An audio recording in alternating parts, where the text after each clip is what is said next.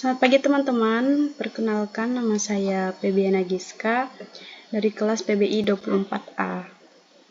Jadi hari ini kita akan mempelajari tentang simple future tense. Sebelum itu mari kita pergi ke PowerPoint dan melihat PPT-nya di sana.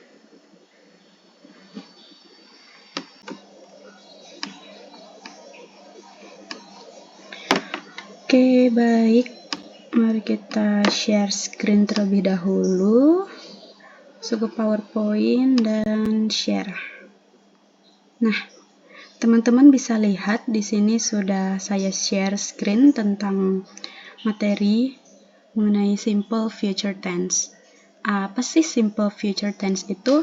Nah, simple future tense ini adalah tenses yang biasanya digunakan untuk mendeskripsikan aksi atau situasi yang akan terjadi di masa depan. Contoh seperti 1 detik ke depan, 1 menit ke depan, 1 hari ke depan, 1 minggu, seperti itu teman-teman.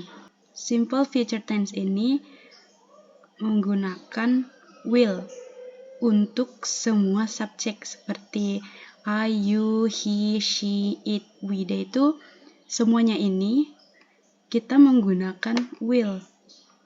Nah, formasinya teman-teman, di sini ada subject plus will or shall plus verb 1 plus object. Kemudian ini untuk kalimat positif.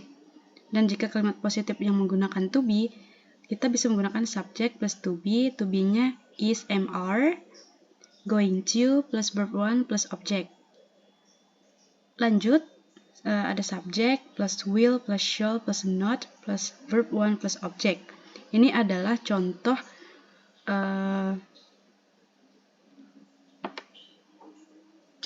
rumus untuk negatif, untuk kalimat negatif. Dan jika untuk menggunakan to be, kita bisa menggunakan subject plus to be plus is, am, plus to be is, am, are plus not plus verb 1 plus object. Sementara untuk kalimat tanyanya, kita bisa menggunakan will or shall terlebih dahulu, ditambah dengan subject, tambah lagi dengan verb 1, kemudian object.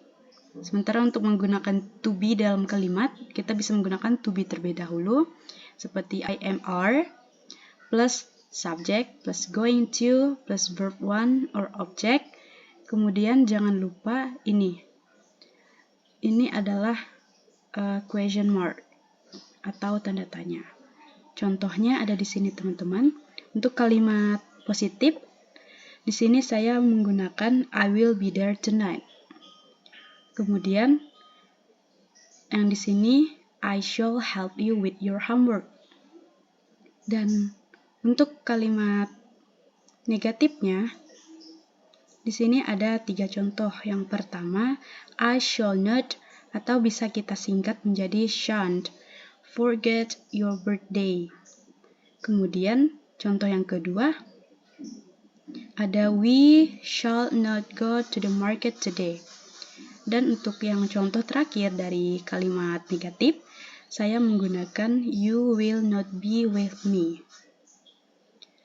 Selanjutnya untuk contoh yang terakhir, untuk contoh yang interrogatif ada will you come with me, dan kemudian shall we go now. Nah, teman-teman di sini ada sedikit penjelasan mengenai shall dengan will. Nah, untuk yang will ini biasanya digunakan dalam bahasa Inggris Amerika, sementara yang shall digunakan untuk bahasa Inggris British. Tetapi teman-teman, sekarang ini kita lebih sering menggunakan will daripada shall. Paling shall itu digunakan hanya sesekali seperti itu teman-teman.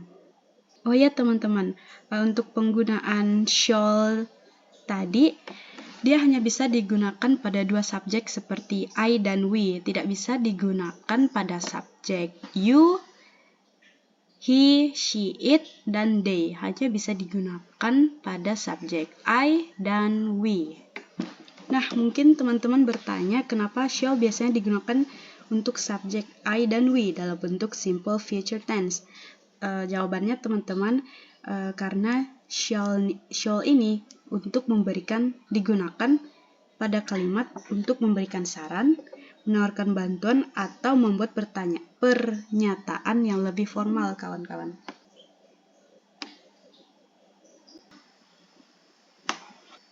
Nah, di sini ada beberapa aturan yang perlu kita patuhi dalam menggunakan simple future tense. Yang pertama, ini aturan utamanya adalah simple future tense. Kita selalu menggunakan verb one. Jadi kita tuh nggak pakai verb to or verb to, only verb one. Terus itu tidak bergantung pada subjek. Apakah subjeknya I, you, we, they, she, he, it, atau subjek tunggal dan jamak, kita tuh aturannya tetap sama, kita akan menggunakan will. Seperti itu, teman-teman. Berlaku untuk semua jenis kalimat, entah itu kalimat positif, negatif, atau interrogatif, kita tetap menggunakan verb one.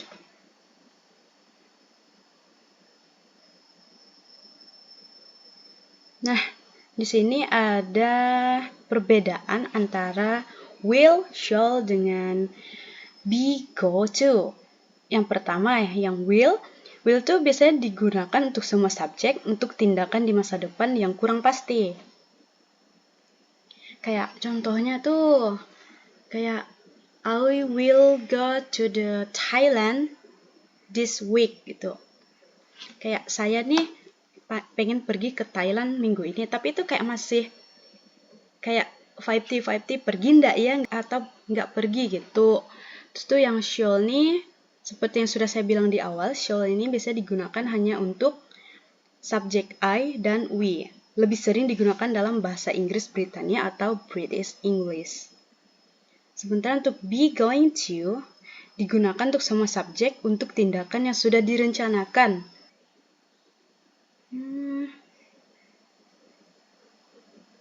Oh ya teman-teman, di sini tadi kan ada menggunakan go to. Nah, go to ini teman-teman bisa menggunakan gonna, karena gonna itu adalah kepanjangan dari going to. Ada beberapa singkatan dalam simple future tense. Yang pertama, I will bisa disingkat I'll. Tulisannya I, apostrof, tanda koma di atas, dan L2.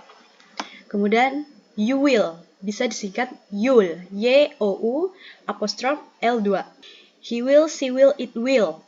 Sama, kalau he will kan he'll, kalau she will, she'll, kalau it will, it'll. Sementara untuk will not dan shall not, kita menggunakan won't, W-O-N, apostrof T. Untuk yang shan't, seperti itu tadi tulisannya S-H-A, atas T. Seperti itu teman-teman. Jadi saya rasa hanya ini saja materi yang dapat saya sampaikan. Lebih kurangnya saya mohon maaf. Dan sampai ketemu di pertemuan selanjutnya. Selamat pagi.